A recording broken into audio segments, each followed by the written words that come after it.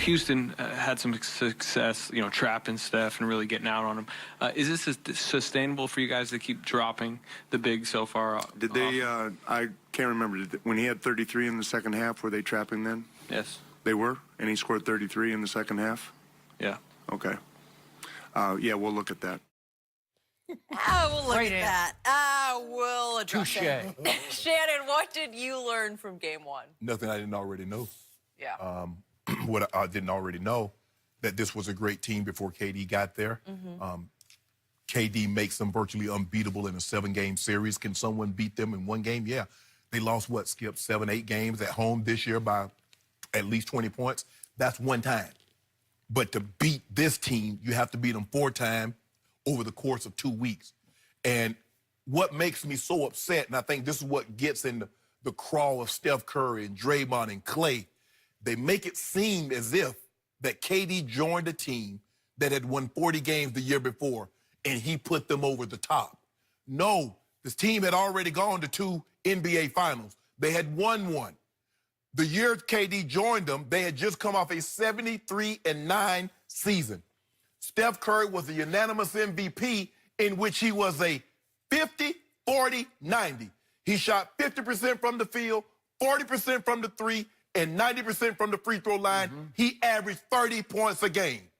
KD joined that.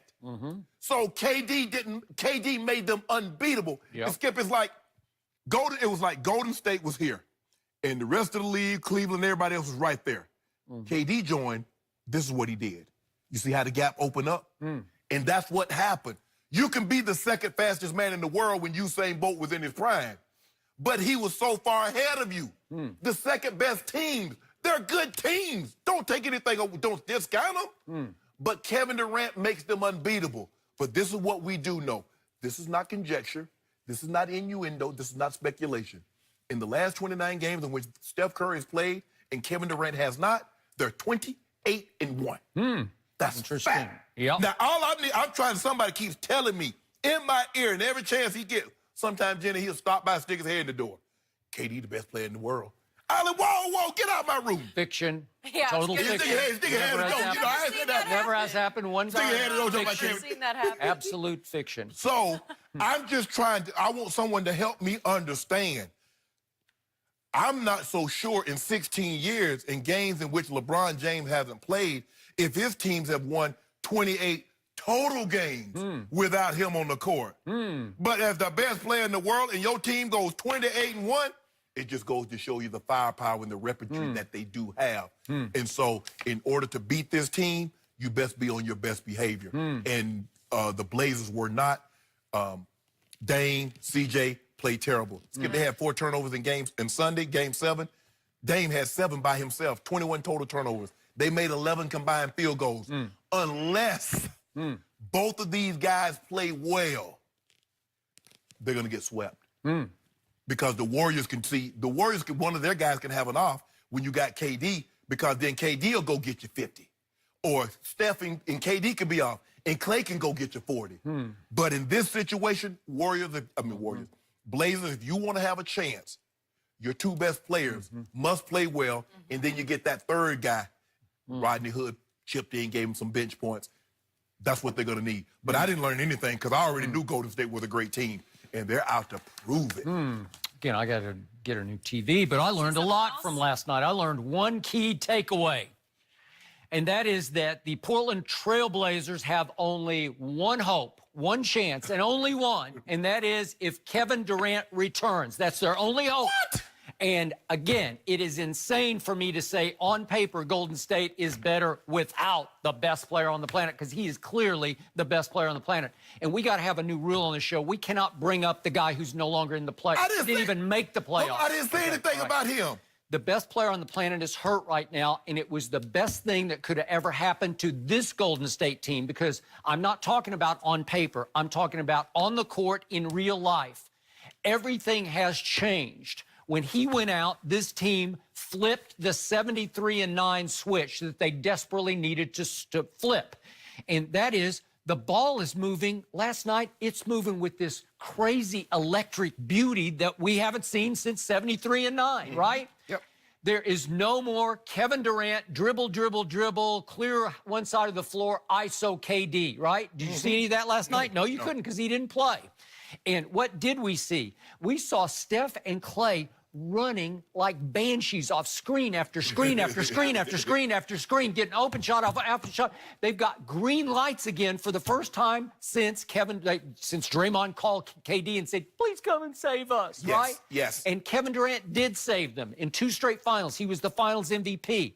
But this team clearly got sick and tired of hearing that it was only going to go as far as Kevin Durant would carry them, I right? would agree. Yeah. This team got sick and tired of hearing that Kevin Durant is going to leave them for dead next year. That's how it came across. And all of a sudden, unbeknownst to just fate, it's the injury gods intervened. Kevin Durant pulls his calf muscle, and he's gone for X number of games, and all of a sudden they said, watch this. They are playing with urgency and energy I haven't seen all year long from them, especially at home. And they came out from the opening tip. They bullied the Portland Trailblazers last night. I tweeted 2 minutes into the game, Portland looks scared, like the stage is just way too big, even for those 2, quote-unquote, stars in the backcourt. They shrank last They were night. tired, Skip. They were tired. They were not tired. Game 7? They had 21 turnovers last night. That's eyesore, horrendously bad. Yes. And the point was, I watched them. They were slow and they were soft last night. I started calling them on Twitter. They're the snail blazers. And then after a while, it dawned on me, no, they're the frail blazers. They're the snail blazers and the frail blazers because they are just getting beat up and bullied by the front-running, globe-trotting Steph and Klay. and it was embarrassing to me that those 2, quote-unquote, stars for the other team, once again, we're seeing poor men's James Harden's because neither Dame or CJ has ever been great in the postseason. Too often, they have shrunk. Too often, they have disappeared in the postseason. Again, they had one great, again, the breakout series for Damian Lillard was against Russell Westbrook. Yeah, okay. Somehow Russell pushed his button, and he just rose and shone above him, and he waved him goodbye. Right. Where was goodbye last night? It may have been to Portland. I mean, well, he could have been waving bye to himself, Skip, right? he played well against the Nuggets. But to your point, but when you Did he? Did you see Game 7? No. Where was Damian in Game 7? No, That's Game 7. But Game 6. Okay. Because in order to get to a Game 7, he had 32. CJ Okay. had 30. Okay. So in order to get to a Game 7, If CJ had not happened in Game 7, what would we be watching? We'd be watching the Denver Nuggets right now, right? But okay, CJ, too often in the postseason, as great as he can be from game to game in the regular season, CJ stands for can't justify in the postseason. CJ can't justify, right? Because he's just not that guy. I'm not sure either one of these guys. You feeling good? I see you feeling good today. I'm just telling you what I saw last night. It was stunning to my eye, and I'm not going to give them tired. I've seen teams come out of a hard-fought series. They're on fire, just their momentum, while the other team has a little rust going on. But we've never seen another team that has so much to prove. We have not. They ran into that buzzsaw last night. And Skip, sometimes you like what's happened. I look at Steph as a great white. He's got this taste of blood in his mouth now. The second half. He doesn't look like a great white. Yeah, he doesn't. But yeah, that's when you look at a great white, he's just swimming around. He's just so and the next thing you can't see his teeth. Yeah. But now he's got that taste. It's like, oh, okay. You know what? I'm a bum. That's what y'all. Well, not that. But y'all don't think I'm any good. Y'all forget I'm the last guy in the NBA that won back-to-back MVPs. I'm that guy. So you know what? Y'all keep on bumping them, talking about KD this and KD that, and KD is historically great. But they forget about that little guy right there, because he giving it to folks right now. But let me tell you something, Terry Stotts. Ennis Canner, I don't know if you noticed this, but when Kevon Looney sprints to the top of the key at the three-point line, he's not doing that to roll to the basket so Steph can dump it down to him. He's going to pick the guy that's guarding Steph so Steph can launch a 28-foot three-point shot. Yep. So you can stand up under the basket and get it out the net if you like.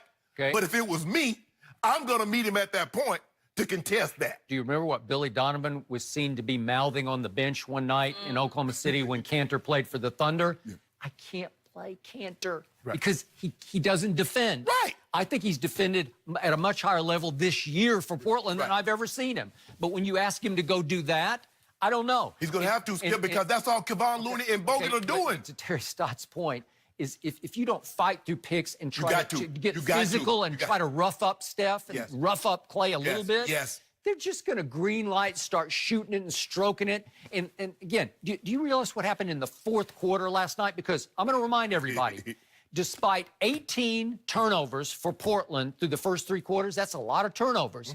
What was right the there. score after 3 quarters? right there. They're 6 points down. Yep. So it's still a basketball game Yep. at that point. What's the score of the fourth quarter? It's 39-23. And what happened? Well, Dame and CJ did not happen because Dame took 2 shots and CJ took 1 shot in the fourth. You can't do that. If you're those 2 guys, this is on a platter for you to say, okay, here we go. Watch this. And the biggest right? thing, Skip, about these 2 guys is that you got to make those guys work. Okay. Early on, Eric Gordon and those guys They were did. making Steph Curry work. I agree. Well, if you don't make him work and you let him have his legs, Okay. well, this is what he's going to do to you. Okay, and yet, if you look at the box score, I got it right here. What happened for Golden State in the fourth quarter as they ran away 39-23? Steph didn't happen. He scored a grand total of 3 points in the fourth quarter. Klay happened. Yes. Klay made 4 out of 5 shots and 2 threes, and it went boom, boom, boom, boom, boom, pew, gone. Yeah, or Right? he can heat up. Yeah. And that's what makes them so, Skip. And the thing is, you see a guy, like somebody get a rebound, and Klay and Steph are sprinting to the 3-point line. Yep. And the guys are looking to get picks. So you better anticipate that pick is coming, fight over it. Cantor, your bigs, Aminu, if you think those guys are going to the top so they can roll to the basket and dunk it or lay it in, they're not. They're sitting